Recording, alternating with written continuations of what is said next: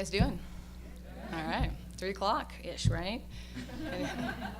We'll have an espresso cart here in a few minutes. While we're getting going, I'll just say thank you, Amy, for having us. Flexibility is part of resiliency, I suppose, right? You know. I know Sara and I are really excited to be here. This is an awesome conference, and when Amy and I met, I thought we have something to offer. One of the things that I've noticed over the last few days is there's a lot of different conversations, and I thought finance and environment, how do those mix? But I think what we're realizing is everything is critical at this point. Our planet, our society, it's all at the same time critical. And if we don't look at it as a whole, we're missing big pieces.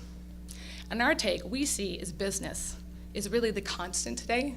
If you think about it, policies shift, people get voted out, trends change, but business is very constant. We go to work. And one of the things about work is if you want to make a really long-standing change, if you make a change there, it lasts, regardless. And so our point here today is how do businesses become more resilient? How are they more sustainable? And we're also here to tell you why gender matters. And here comes Sara. All right, so we know now how successful women leaders are. Shark Tank star Kevin O'Leary became pretty infamous recently for stating that every single company in his portfolio that showed returns for the last 2 years was run by a woman. We know that companies with more women in the boardroom and C-suite show a greater return on their bottom line. So why, if we've known for years that it's good to have them, are we losing them? 75% of CEOs include gender equality in their top 10 business priorities. But at our current rate of progress, we won't have wage gap gender parity until 2059.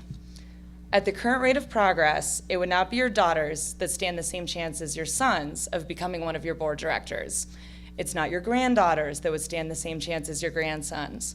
It's your great-granddaughter that would stand the same chance, and that's only if she's white, never gets herself in a mixed-race relationship, and identifies as heterosexual.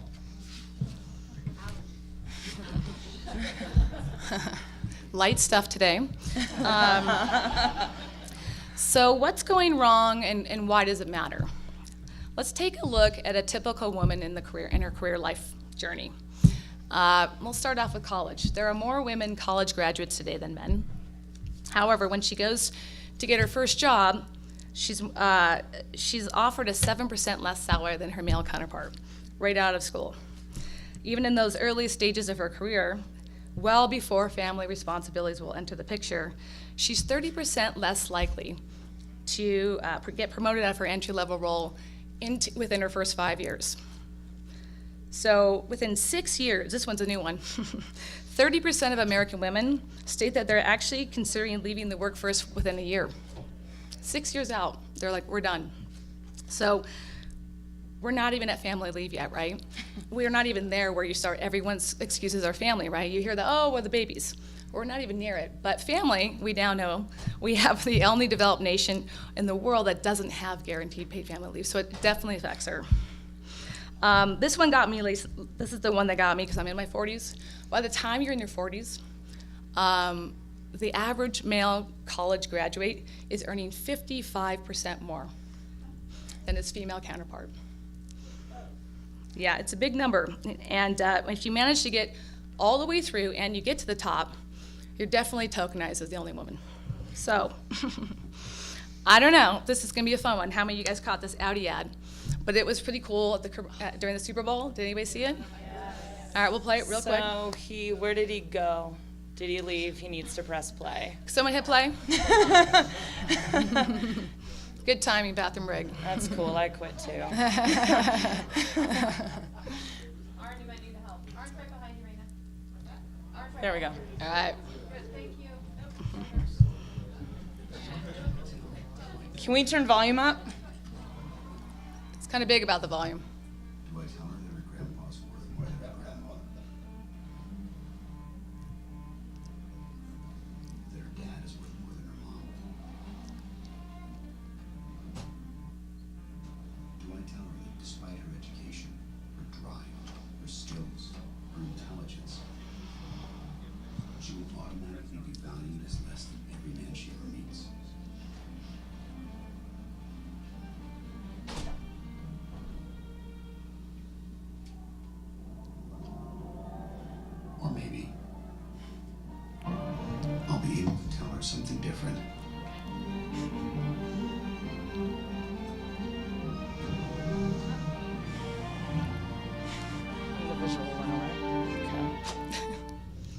We got one screen. All right, well, I know this ad really, we sort of got a show going on. We might just want to turn it all around, but we'll go back a little bit. Okay, so I know that ad landed for me, and I know for a lot of women and men, but it actually invited a closer look at Audi and their leadership, and actually their promotion of women to leadership roles. It turns out that Audi has no women on its 6-person executive team. Its advisory board, it has only 16% women, which is actually below the super low average of 20. And basically, it's kind of, I would say they probably shouldn't have done the ad, but it's great for me because it's really similar to the greenwashing you saw on the environmental street. It's the same kind of thing. You get these sexy ads that make us feel really good, and then we don't look behind the screens. And what's happening with that pink washing is we're not looking at the change we need to make. So, what do we do? Anybody? Honestly, I think companies, most of them are actually genuinely trying, not necessarily Audi. I don't think they're trying to be bad. I think people are trying, but we spend, I think, $8 billion a year on diversity training. And the evaluations from the Harvard Business Review said they're actually not working. So this is a big slide, but it's a big one, because if we're spending that much money and it's not working, you don't actually have to have Harvard tell you that. You could probably look around the room in most organizations, right? So why do you think that's that? Why do you think that's true? Why does diversity not work? Why does the trainings not work? Well, there's this thing called moral licensing. It's a little bit like this. You get up in the morning, you take your vitamins, so by the afternoon, you feel like you can have that cheeseburger, right? It's the same thing with trainings. You go to a workplace training, and you feel really good, like, I know better. But we actually perform worse because of it.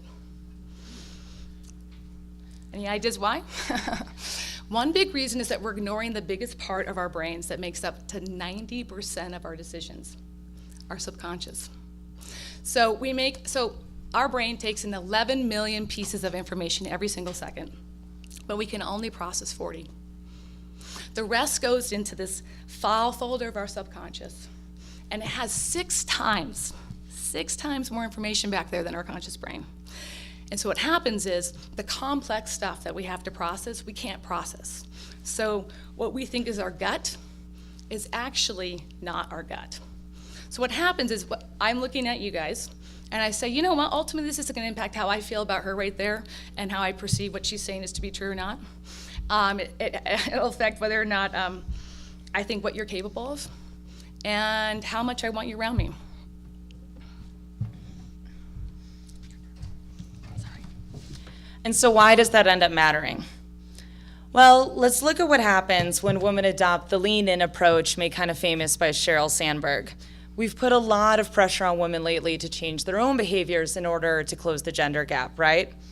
And while women should feel as free as men to negotiate and to embrace success, we treat them differently than men when they do. So let's meet Howard Roizen. Howard is a venture capitalist, a former entrepreneur, a proficient networker. There's a case study that's taught at many business schools describing how he became a power player in Silicon Valley. He co-founded a very successful tech company, became an executive at Apple, and turned his attention to venture capitalism.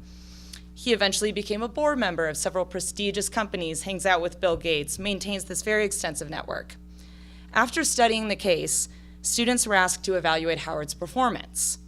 They rated him as highly competent and likable. They also said that he was effective and they'd be willing to hire him or work with him. But Howard does not actually exist. His real name is Heidi. He is a woman. And when studying the absolutely identical case with the protagonist being female, students still find Heidi as competent as Howard, but they no longer like or want to work with this successful entrepreneur. Many business schools have since run this experiment repeatedly to get their students to understand unconscious gender bias. Afterwards, the students realize the prototypical leader in our subconscious is male. Heidi does not look or act the part. She cannot be competent and likable at the same time. So what's celebrated as entrepreneurship, self-confidence, and vision in a man is seen as arrogance, aggression, and selfishness in a woman. What this means is if we don't end up confronting our unconscious biases, we leave women out. So ultimately, though, it doesn't matter. It really doesn't matter if we're just being pragmatists. Well, let's look at businesses the way we look at ecosystems for a minute. Does anyone here know what the #1 indicator of a healthy ecosystem is? Anyone? We're giving you, it's diversity. So the ecosystems with the greatest biodiversity are more protected from damage from the outside and are able to adapt and flourish following natural disasters. It turns out the same holds true for our businesses. In 2008, McKinsey & Co. found that companies with at least 30% women in top management bounced back more quickly following the crisis and continued to outperform their competitors. So whether it's in our farms or in our boardrooms, we know that relying on one source makes us less resilient. And yet, even though we have good intentions, we become so blind to monocultures that even when women at PayPal host a panel on gender and inclusion in the workplace, they forgot to invite a woman. Unintentionally making a panel now what's called a mantle. So some of you may know Sally Krawcheck as the creator of the Elevate Index Fund. She was also one of the first high-profile figures to speak out publicly about how different the economy of 2008 might have looked if instead of the Lehman Brothers, we had the Lehman siblings at the helm. In 2012, a research scientist named John Coates, who used to be the head of a derivatives trading desk, wanted to test this theory. He found that male leaders were significantly influenced by something called the winner's effect, meaning that when men win, their testosterone levels spike. This increases their appetite for risk and willingness to take chances even if the odds say not to. When losing, their testosterone levels were reduced and they became more risk averse, even if the odds said they should bet. Women, on the other hand, appear to be largely immune from this winner's effect. So Coates wondered if greater gender diversity could help prevent booms and busts and played it out in an experimental asset market. The answer to this hypothesis is a resounding yes. So a replication with exclusively male and exclusively female traders revealed substantially larger speculative bubbles in all male than in all female markets. In some cases, in all female markets, negative bubbles with prices below fundamental value were produced. A follow-up experiment showed that evenly mixed gender markets fall somewhere in between, right where we want to be. So balancing the genders and risk-taking tendencies of a group could help prevent another 2008. All right. Women now make up 47% of the workforce. This is actually kind of a relatively new phenomenon. If you think about it, through caveman hunting and gathering days to agrarian, all the way to the Industrial Revolution, to now, the workplace, our memory of the workplace has basically always been created by and for men. But we have almost half of the workforce as women now. Did we ever design it that way? No, I don't think we did. And if we changed the design, what would that look like and would it work? So let's look at an example. We'll take a look. The Boston Symphony in 1970 did an experiment. So in 1970, less than 5% of female musicians in all top 5 orchestras in the United States were women. Today, women compose of more than 35% of acclaimed orchestras. This was not by chance. This was actually the incorporation of the introduction basically to blind auditions. So the Boston Symphony was the first group of people to ask musicians to go behind the screen and play. And when they did, female musicians would advance by almost 50%, which is a huge jump. So this type of redesign used by orchestras is similar to the redesigns we implement with the companies we work with. And our goal here today is for each of you to walk away with a better understanding of how the businesses that you're a part of can design their way out of unconscious bias and into gender balance. So good news, sometimes the redesigns are really simple. Who in this room has ever filled out a job application or taken a job skills test? Okay, good. Companies love to collect the demographic info of who applies, and we support that. But the simplest step you can take is to temporarily separate the name and demographic information until the end of the application review process to avoid activating your own Heidi versus Howard unconscious biases. The other simple, kind of weird step you can take: move the box that makes people check their gender to the end of the application. When women are asked their gender before performing a job skills test, taking a math test, or asked to talk about themselves, they actually perform worse than if they were never asked or asked afterwards. Being reminded of our own stereotypes negatively activates our own unconscious biases against ourselves. So for many companies, women just are underrepresented because they're not applying enough, right? When I worked in finance, my employer at the time was putting a ton of resources into recruiting more women. It was like more feminine ads, we're gonna go to the all-women's college campuses. Turns out it costs a lot less to just add bullet points to your job description. The data surrounding job applications demonstrates that the longer a job description is, the more likely women are to apply. That difference in risk aversion that we talked about a little earlier means that the more information women have, the more likely they are to feel they're making a sound decision. Sometimes we're actually surprised by the redesign our businesses need. We're currently working with one of Seattle's largest tech companies, and they told us that they didn't need to take a second look at their mentorship program. They said, quote, "We make it a priority here because we don't think you need to even ask them if they've had a mentor because we're sure they all have," unquote. We insisted on at least asking the question in the survey, and 49% of female respondents came back stating that they'd never had a mentor in the company.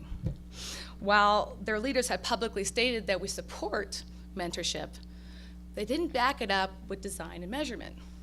So without that intentional, measurable design to ensure that your female employees are getting the support they need, you are unintentionally leaving them behind. Oh, one more, sorry. Just for fun, I'm gonna do a step aside. So we know if these designs are actually implemented and are successful, and we bring gender parity to the workplace, we're gonna be a much richer society. The United States alone would gain an estimated $2.1 trillion in the GDP. But ultimately, these designs bring us back to why we're all here today. Why innovators and leaders from all sectors have come downstream bringing their own resources to make this ecosystem more resilient. We've already seen the power that gender diversity has to absorb disturbance and make us stronger. We've seen the power that intentional design, much like reorganizing, has to foster and sustain that power. And finally, we know that what goes unseen ultimately goes underutilized. Redesigning our business ecosystems reveals what hidden resources have gone untapped so that we can imagine a new landscape. A landscape in which all people are truly free to play their role in building a prosperous society. A landscape in which we can be brave enough to be who we are and also become more. We choose this landscape, and we hope you can come with us. Thank you.